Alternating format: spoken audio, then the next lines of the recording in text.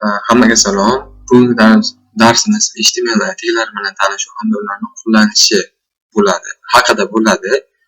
Xo'sh, unda boshladik. Birinchi navbatda bizga kod redaktor kerak bo'ladi. O'tgan darsimda uni qayerdan yuklab olishni va asosiy tushunchalarni, ya'ni nima HTML, CSS, JavaScript nima ekanligini tushuntirib o'tganman. Bemalol o'tib ko'rib olishlaringiz mumkin. Unda boshladik. Taglar asosan ikki turga bo'linadi. Ochiluvchi va yopiluvchi hamda o'z-o'zini yopuvchi taglar hisoblanadi. Birinchi navbatda biz title ga e'tibor beramiz. Title bu saytning nomi hisoblanadi. Mening birinchi sahifam. Buni ochib olamiz. Mana mening birinchi sahifam. Bu sayt nomi hisoblanadi. U head ichida yoziladi. Head tagi ichida yoziladi. Ya'ni bu taglarni ham tushuntirib beraman. Mana bu HTML da yozilayotganligini bildiradi. Keyingisi esa HTML ingliz tilida ekanligini bildiradi. Keyingisi sahifaning bosh qismi, tana qismi hamda HTML ichida yoziladi bular. Biz muhim linklarni, masalan, biror bir faylni ulash uchun head tagi ichida yozamiz. Link va fayl nomi. Buni keyingi darsda o'rgataman, CSS ni ulaganimizda. Xo'sh, birinchi navbatda mana bu sarlavha tagiga e'tibor beramiz. H1. Bu H1 tagi faqat bir marta ishlatiladi, raqamiga qarab ishlatiladi. Bulardan 6 ta bor.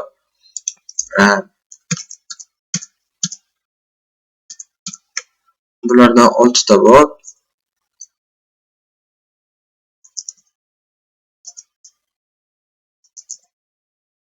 Har biri har xil o'lchamga ega, hammasi bir xil emas. Ularni raqamiga qarab ishlatilsa, sayt sifatli hamda qidiruv tizimida tez chiqadigan bo'ladi.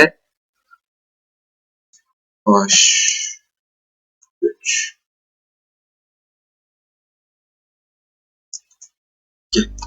Buni tekshirib olamiz.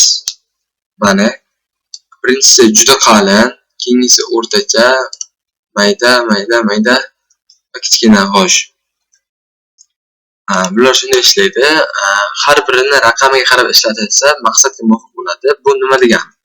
Ya'ni H2 dan 2 marta, H2 dan 2 marta, H3 dan 3 marta, keyingisi 4 marta, lekin H1 da bir marta qo'llagan maqsadga muvofiq bo'ladi.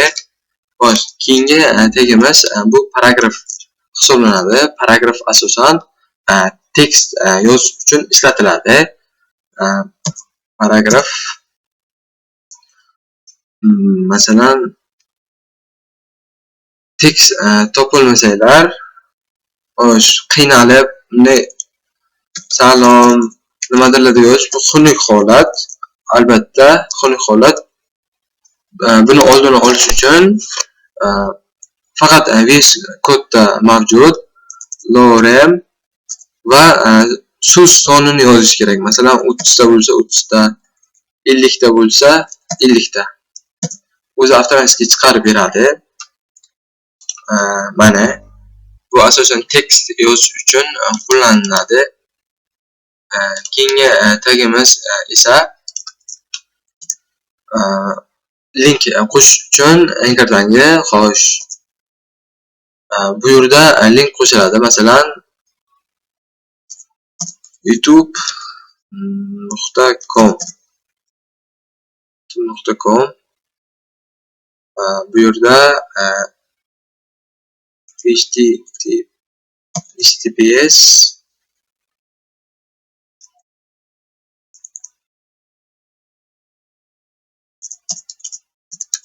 youtube.com link qo'shiladi. Masalan, biror bir saytdan biror bir saytga o'tkazish uchun shunaqa qilishadi.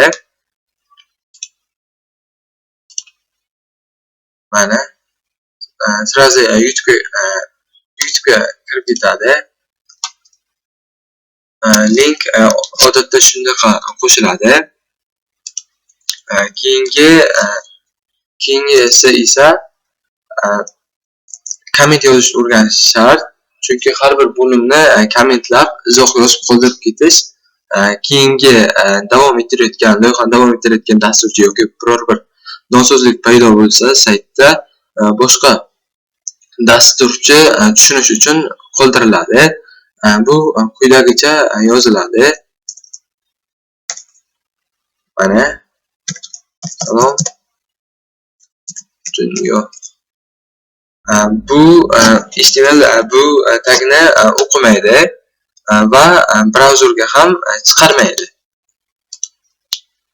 Buni asosan bo'limlab ketayotgan vaqt, masalan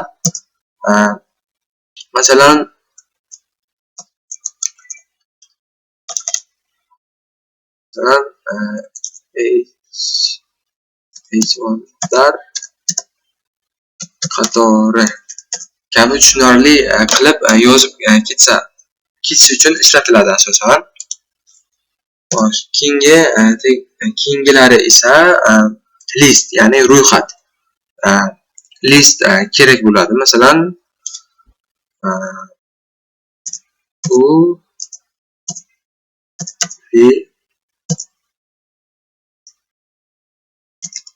match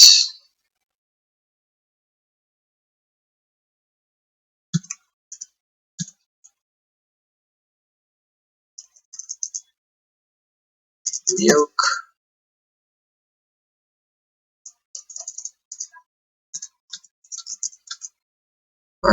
bu asosan ro'yxat hisoblanadi. Nuqtali ro'yxat bu ham kerak bo'ladi. Buni all kabi ham yozsa bo'ladi, ya'ni raqamli. Buni yozish uchun asosan mana bu tag o'zgartiriladi. Bo'ldi, o'zgartirildi. Mana 1 2 3 kabi o'zgartirib yozsa ham bo'ladi. Keyin yozsa ham bo'ladi. Keyingi tagimiz esa nima bo'ladi? Keyingisi esa jadval yasashni o'rganamiz. Jadval yasash uchun asosan jadvalni bosh qismi, ya'ni table kerak bo'ladi.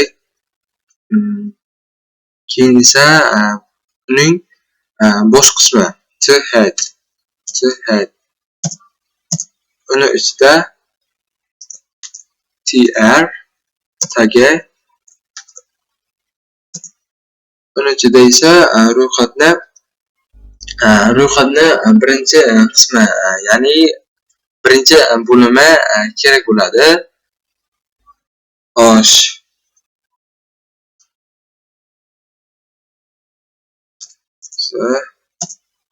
Masalan, email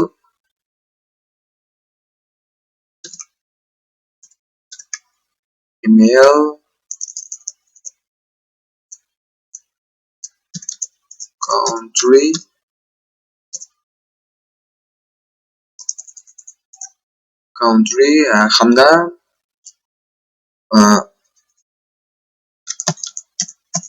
phone number.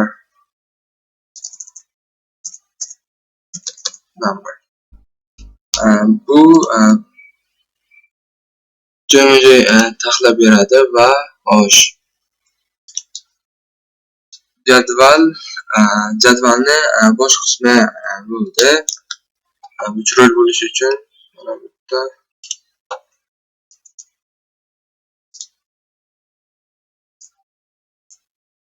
mana bu yerda order. Keyingi darslarda border nima ekanligini tushuntirib beraman, ya'ni CSS darslarda.